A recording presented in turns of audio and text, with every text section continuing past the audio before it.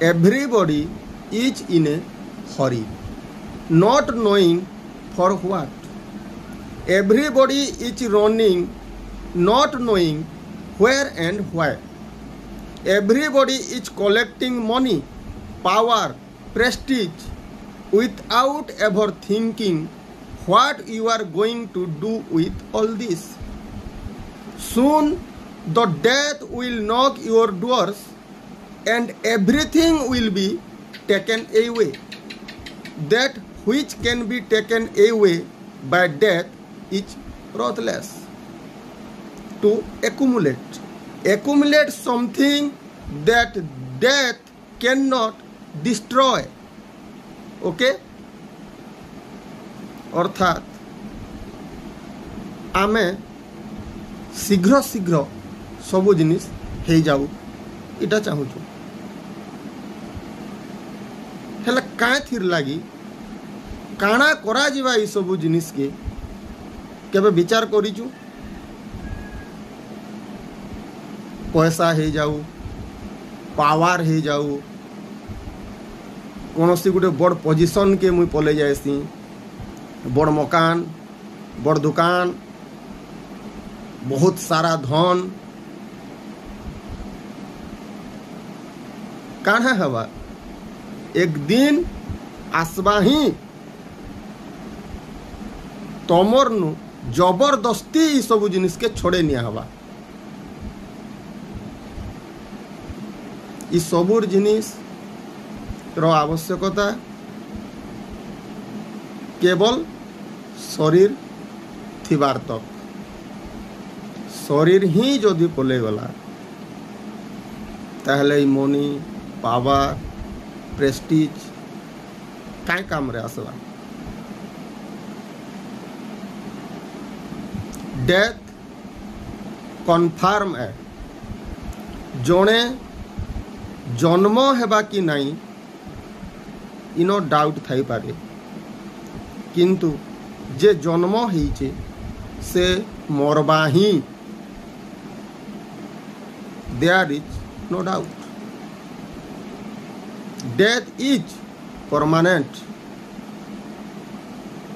मृत्यु घटबा ही सेथिर लगी किछि एमती जिनिस रो आमे खोज रे करूं मृत्यु परे जहाँके आमे नेई किरी सांगरे जाई पारमा आउ मृत्यु परे जेन जिनिस के आमे सांगे नहीं कि जाई पारमा से भितरु किछिटा कथा आमे डिस्कस करिलु फार्स्ट हो जे शांति शांतता साइलेंस मृत्यु परे आमर संगे जीवा पीस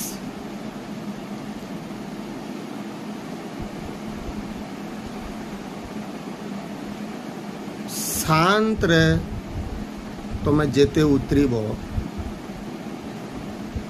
सेते सेते तुम्हें अनुभव करि पारबो जे मृत्यु मोर नहीं हुए मृत्यु तो घटबा राम भी जाइचन कृष्ण भी बुद्ध भी महावीर भी कबीर भी नानक भी रमण भी रामकृष्ण परमहंस भी शरीर रो मृत्यु तो घटबा ही किंतु किछि एमती तत्व अच्छे जे अच्छे थिला एवं रहबा सेनो जदि आमे गभीरता पूर्वक नाई उतरीना ताहेले आमर सर्वस्व मृत्यु छोड़े ही नवा शांततारे आमे जेते गभीर के उतरीतेल जिमा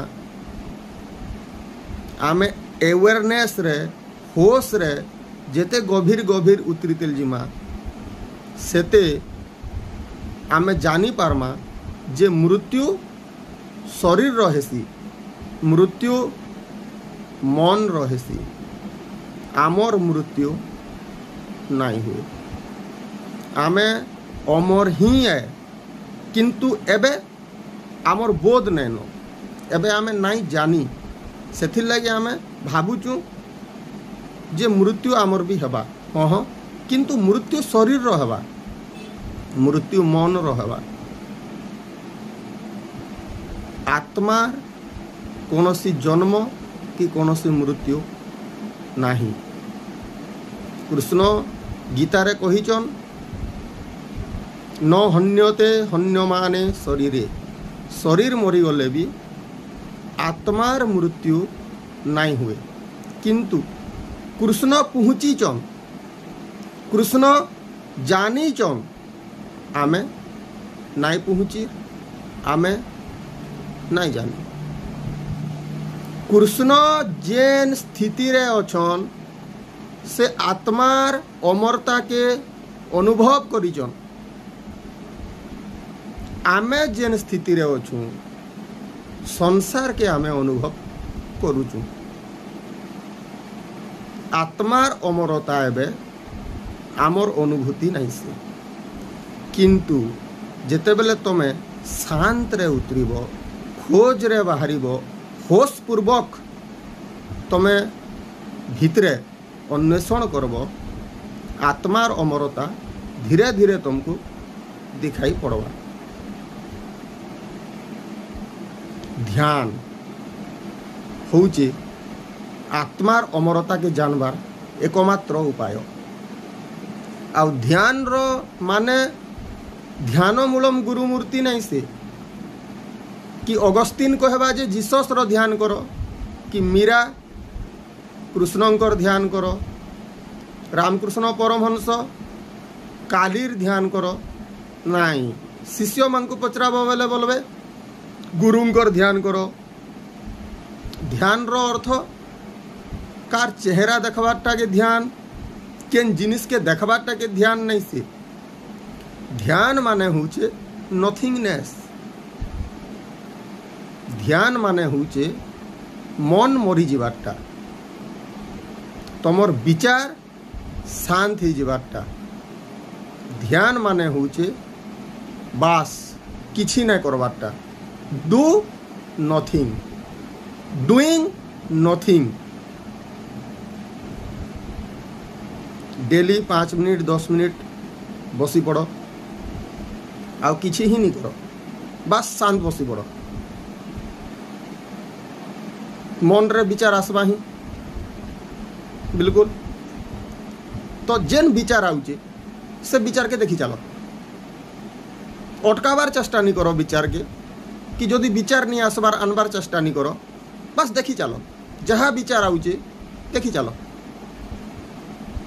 ये विचार के देखबार स्टार्ट करो।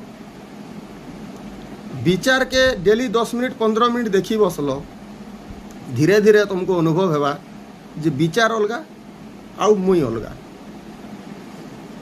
धीरे धीरे तुमर बोध बढ़वा, तुमर होश बढ़वा। विचार अलगा आउ मुई अलगा। आउ ई सारा ब्रह्मांड विचार रो खेलघर है, मन रो खेलघर है। तुम विचार करो तो राति रे जेते बेले आमे संपूर्ण हिसाब रे सुई जाएसु, काना थीसी किए थीसी विचार सुई पड़सी। तो किछि ही नहीं था, ना तमे थीसो, ना मुई थीसी, ना माँ बापा, ना गर्लफ्रेंड बॉयफ्रेंड, ना दोस्ती यारी, ना संसार, ना दुनिया, किछि ही नहीं। विचार बंद हो जाएसी तो किछि ही नहीं थीसी। किंतु सेटा निद्रा है, तमस है।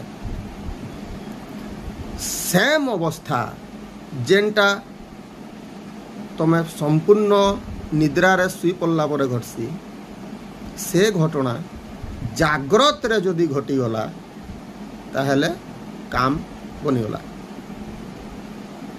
झुमरा होचे तामस मूर्छा, गुटे होचे झुमरा जेनटा कि तामस रो गुण है, मूर्छा है जाएसु आम, होश नहीं रहे, होश डूबी जाएसी।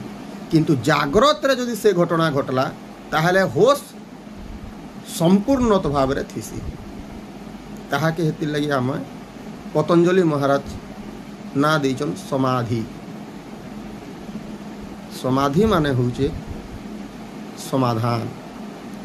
तमर हर प्रॉब्लम सॉल्व होइबा।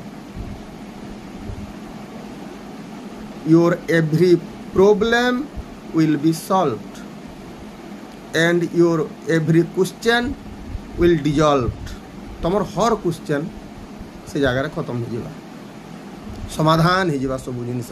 तमर हर प्रश्न, तमर हर एंजाइटी, तमर व्यग्रता, तमर अज्ञान, जे तमर दुख सब मिटी जावा, समस्तंकर समाधान हो जावा। जेन स्थिति निद्रा रे घटुचे सेम स्थिति जागृत रे होशपूर्वक घटला तो ताहाके कहा जायसी निर्वाण, आत्म साक्षात्कार, ध्यान रो अंतिम परिणति, कैवल्यर स्वभाव, ब्रह्म ज्ञान, ब्रह्म साक्षात्कार, आत्मज्ञान। ना तुम्हें हजार दियो किंतु सेम घटना सेम अवस्थार ई सबू ना। चेष्टा करा जाऊ ई बाबद रे आहुरी डिस्कशन करमा, आहुरी लंबा वीडियो आसबा। आज लगी एतकी ही। हरि ओम तत्सत।